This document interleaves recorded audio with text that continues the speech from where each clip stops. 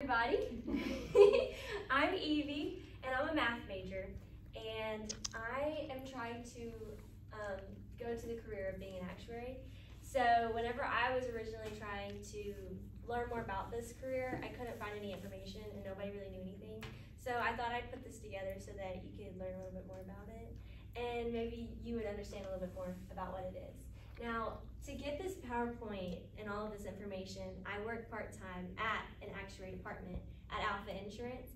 And so I asked my manager, Brad, and then an actuary in the department, his name is Kevin, and I interviewed them for these questions. So that is where most of this information came from, so it's straight from the source. So if you have any problems with it, it's their fault. So the main question, what is an actuary? This is directly quoted from my manager, Brad. He said it's someone with strong math skills who develops policies to minimize risk by analyzing financial trends and uncertainty. Now, if you don't understand what that means all the way, that's okay, because it's a little bit confusing and it's a really hard thing to describe, especially since it varies a lot based off what field you're in. So basically, where do they work? They work in businesses that need to manage financial risk. And if you're thinking that's like all businesses, that's true. So actuaries are in like basically all of businesses. They're in insurance, government, they're in banking, and finance, investments. So they're in all different fields. So that's why it can vary a lot what kind of work an actuary does based off where they're at. So a lot of this, since I work in insurance, it's going to be based off of insurance. So it can vary a lot if it's not in insurance. So the job outlook overall in the US for an actuary is the number of jobs in 2022 was 30,000, and the job outlook for the 10 years was 23%. Now the average is like 5 to 8%. So that means it's growing much faster than average, and which is surprising too, because a lot of people ask, isn't it a dying profession? And that's just showing you that it's not a dying profession, it's still gonna be around. Now the average annual salary, ASA is an associate. So there's different levels, and so it was kind of hard to decide what number to put on here because there's different levels. So as you pass exams, then once you pass 7, you become an associate, which is what this is. And that's the first time you're actually called an actuary. And so this is what this is from. Now there's a higher level after that too, but this is the base actuary level, and that average in Alabama is 130,000, and then the US as a whole, the average is roughly 135. Now that's probably gonna be higher because Alabama is one of the lower states. So, but that's just that level. It varies a lot based off of what level you're at, but that's like the average. So how much education do you need? So you don't even need a graduate degree. You just need an undergrad, and you have to pass actuary exams. Now that's the hardest part. There's a lot of actuary exams, and I'm gonna go into them in the next slide. But if you're trying to get in at the base level, which is where I'm trying to get in, right after graduation. So if you want to set yourself apart from my boss and the actuary, this is the information that they gave. The biggest thing is exams. If you can pass exams, that is like your ticket in to getting a job. And then all of this other stuff is just kind of extra if you want to set yourself apart. So experience with R or Python, any programming language would be great, and Excel. And then the ability to work with big data sets, that's the main part of what we do, is working with big data sets. And the actuary, I know, Kevin, he gave the website, Kaggle is a great website, and they have a lot of big data sets if you want to play with it. Now, obviously, none of these things you have to have because I didn't have any of them when I got my internship. So it's really just things to set yourself apart. But the comfortable talking in front of people is what my manager, Brad, said was one thing he said that he really looks for when he's interviewing people. But then again, there's a lot of people in our department that don't have that skill, and it's completely okay. It's just things to set yourself apart. So based off of the actuary exams, the exams are split into 2 basically groups. And there's 2 different societies. There's the Casualty Actuarial Society, and then there's the Society of Actuaries. So both of them give 7 exams as the base level, and then maybe 3 or 4 after that as to gain onto that. So they're split into 2. CAS is property and casualty. So that's insurance, that's automobile insurance, and that's homeowners insurance. So that's those 2, because property and then casualty would be like liabilities for car insurance. And then SOA is basically everything else. So SOA is a lot larger than CAS. but the job outlook for them is basically the same because they need people for both.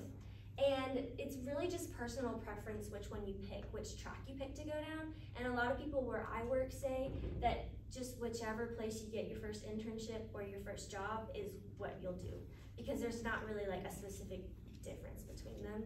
So it's not a big, huge thing, but that is the big difference between them. So they both have 7 exams to get to that associate level that I gave the prices, the salary at the beginning. That's the associate level, and that's the first time you'll be called an actuary. Below that, when you haven't passed all of them, you're called an actuarial analyst. And then once you pass the 7, you're called an associate actuary. And then if you pass the rest of them, which is like usually 3, then you're called a fellow.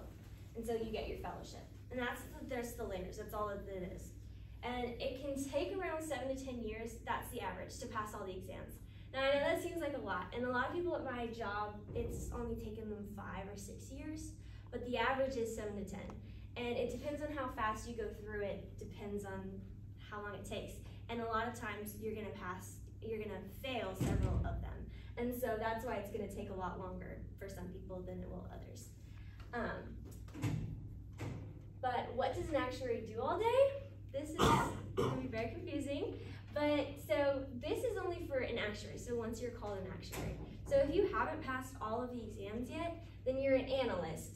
And so you're gonna be doing the analyst work, which is product reviews and indications, which is a lot of working in R, coding, and then working in Excel.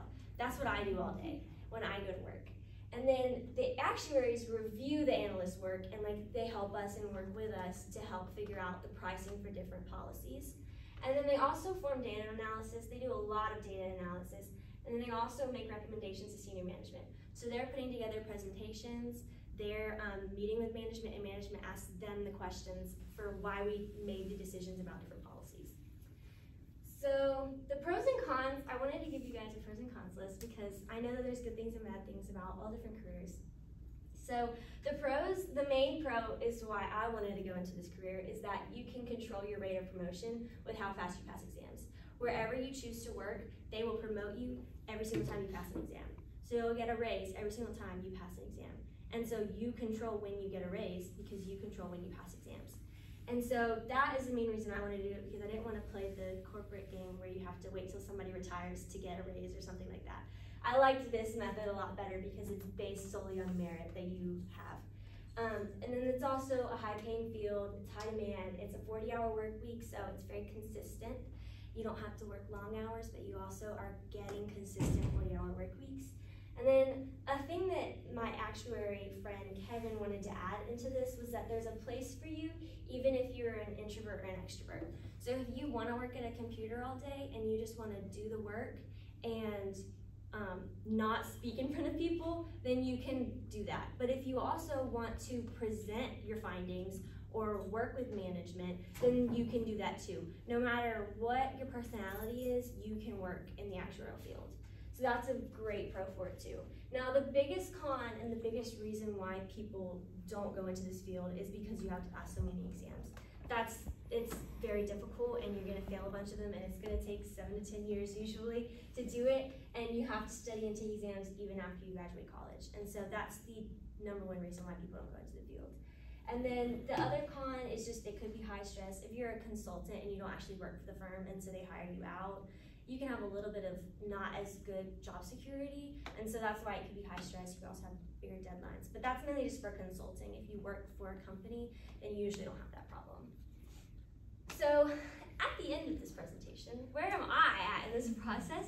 I'm just at the beginning. So I decided the summer after my freshman year to take one of the actuary exams, study for it over the summer instead of getting an internship or something, because I didn't really know what I wanted to do yet. And so I passed it in September of 2022. And then I got an internship because then I was interested in the career. And so I got an internship at Alpha in Montgomery in their property and casualty actuarial department. So that's CAS. So that's automobile insurance and homeowners insurance. And so I got that internship and they kept me on part-time at Alpha. And I'm gonna work there this semester, next semester, till I graduate in May. And I took SOA exam FN, which is the second exam, in October, and I failed it. And I'm taking it again on Saturday, but I don't know if that was the smartest idea because it's final season. So we'll see how that goes, but no matter what happens, I'm not giving up. So I'll keep on trying to pass exams. And if I can pass that exam in the next couple months, then I'm gonna try to take the third exam in May. And then my plans after graduation in May is to find a job as an analyst, so the person in those lower exams, and then try to take as many exams as I can to work my way up. That's my plan. That's where I'm at. That's everything I have. So, does anybody have any questions?